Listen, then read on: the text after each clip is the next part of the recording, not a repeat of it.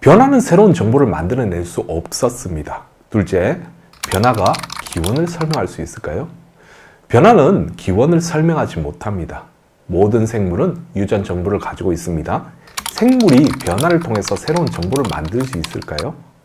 생물이 정보를 가지고 있다는 자체가 창조된 증거입니다. 아시다시피 정보는 그 단어 속에 만들어진 것, 주어진 것이라는 의미를 가지고 있습니다. 단세포 생물도 수백 개의 유전 정보를 가지고 있습니다. 단세포 생물이 어떻게 유전 정보를 가지게 된 것일까요? 우연히 하나의 정보가 변화를 통해 진화되었고 그 하나의 유전 정보가 복제되는 과정에서 변화를 일으켜 수백 개의 정보로 진화된 것일까요? 단세포 생물이 유전 정보를 가지고 있다는 자체가 창조된 증거입니다. 변화는 절대 기원을 설명할 수 없습니다. 자동차의 성능을 향상시키기 위해서는 우선 자동차가 필요하듯이 아무것도 없는 상태에서 변화를 통해서 자동차가 등장하지는 않습니다. 어떤 사람도 하나의 볼트 또는 하나의 너트로부터 자동차가 진화되었다고 주장하지 않습니다. 또 볼트나 너트를 발명한 사람을 자동차를 발명한 사람이라고 말하지 않습니다. 변화하기 위해서는 반드시 변화될 무엇이 존재했었어야 합니다. 생물의 생김새와 특징의 변화는 짝짓기를 통한 유전자의 섞임이나 기존 유전자의 손실, 환경의 변화로 나타납니다. 유전자의 섞임은 진화가 아닙니다. 이런 식으로의 변화는 특정 종류 안에서만 일어나기 때문입니다. 예를 들어 고양이와 고양이는 짝짓기를 통해 생김새가 다른 고양이를 낳을 수 있습니다. 마찬가지로 개와 개는 짝짓기를 통해 다른 개를 낳을 수 있습니다. 그러나 고양이는 개와 짝짓기를 통해 다른 생물을 낳을 수 없습니다. 고양이와 개는 분리되어 있기 때문입니다.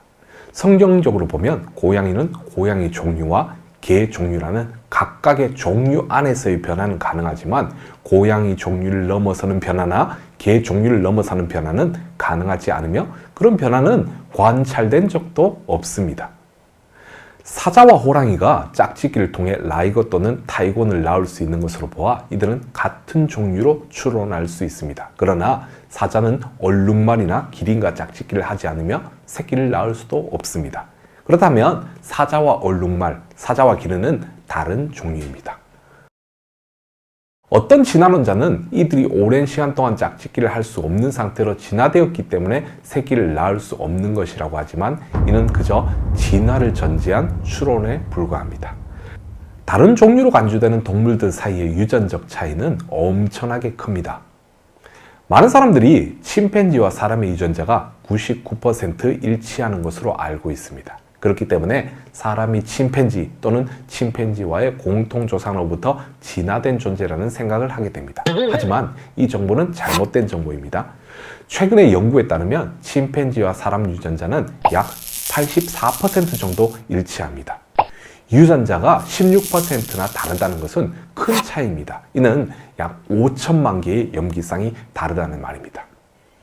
침팬지가 사람이 되기 위해서는 5천만 개의 복제 실수가 정확한 위치에서 일어나야 합니다. 오랜 시간이 주어진다면 침팬지가 사람이 되는 것이 가능할까요?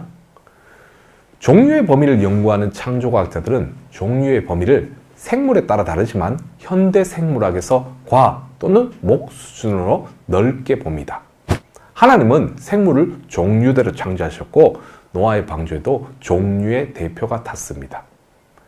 종류라는 단위를 적용할 때 방주에 타야 했을 동물들은 그리 많지 않습니다. 예를 들어 객과 동물이 하나의 종류라면 오늘날 객과 동물에 속해 있는 모든 동물이 탈 필요는 없었다는 말입니다.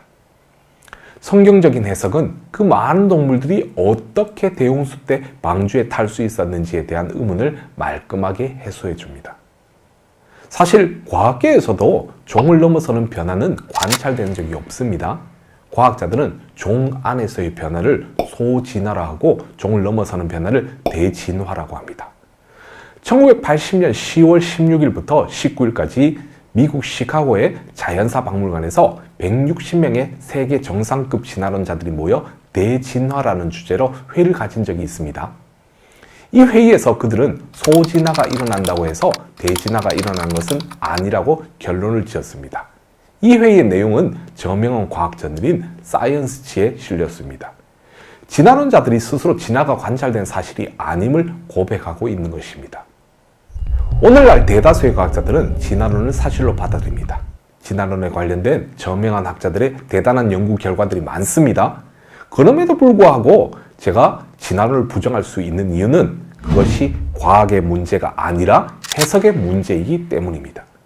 그들은 여전히 생물이 변하는 현상을 진화로 해석하고 있습니다. 그들이 쓴 책과 그들이 쓴 논문들을 보세요. 제 말이 틀리지 않다는 사실을 알게 될 것입니다. 찰스 다윈은 부리의 크기가 다른 13종의 갈라파고스 군도의 핀치새들을 근거로 한 쌍의 핀치새가 갈라파고스 군도로 날아와서 다양한 환경에 의해 진화된 것으로 해석했지만 그것은 진화가 아니라 핀치새 부리의 변화일 뿐입니다. 부리 모양이 다양한 핀치새는 관찰할 수 있지만 핀치새가 아닌 다른 무엇이 된 사례는 관찰되지 않았습니다. 그저 부리가 환경에 의해 다양하게 변화된 것일 뿐입니다.